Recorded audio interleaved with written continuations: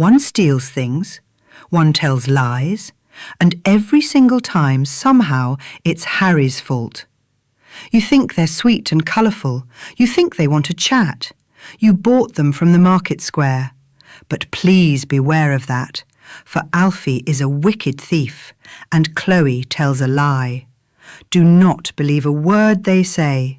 I'll softly tell you why. Young Harry left them in their cage to fetch a little drink. He heard a rather sudden smash, a terrifying clink. The sitting room was in a mess, the Ming vase on the floor, and Chloe pointed with a wing at Harry by the door. It wasn't us, the parrot squawked. The boy has gone berserk. Now Mother yelled from up the stairs, Is that young Harry's work? It is, cried Alfie now. He threw it at the wall. The feathered fiends had framed the boy. He hadn't moved at all. A custard cream was on the plate, a rather tasty treat. Young Harry turned his back away to shuffle with his feet. A swooping shadow crossed the room, a snatching of the crumb. And Chloe shouted to the house, It's in his greedy tum! He tried to lock the golden cage. The padlock was a joke. They picked it with a cashew nut before the morning broke. They found a pot of crimson paint. They hovered by the cat. They brushed it on his furry tail. Imagine seeing that. The frightened feline dashed about, a streak of glowing red. Now, Harry, Mother hollered out, you're going straight to bed. We tried to stop him, Alfie sighed beneath his tiny hat. We said it wasn't very kind to paint the sleeping cat. Young Harry sat upon his bed. He hatched a cunning plan. I'll catch them out, he whispered low. I really think I can. He crept along the floorboards now, a shadow in the night. To catch a wicked talking bird, you have to cause a fright.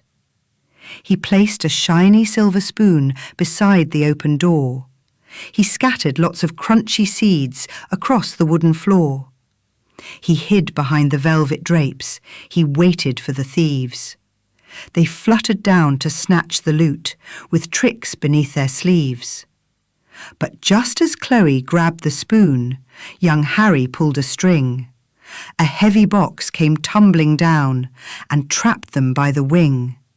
Aha! He cried, triumphant now. I've caught you in the act. But Alfie wasn't bothered much, and that is just a fact. The clever parrot cleared his throat and gave a little cough.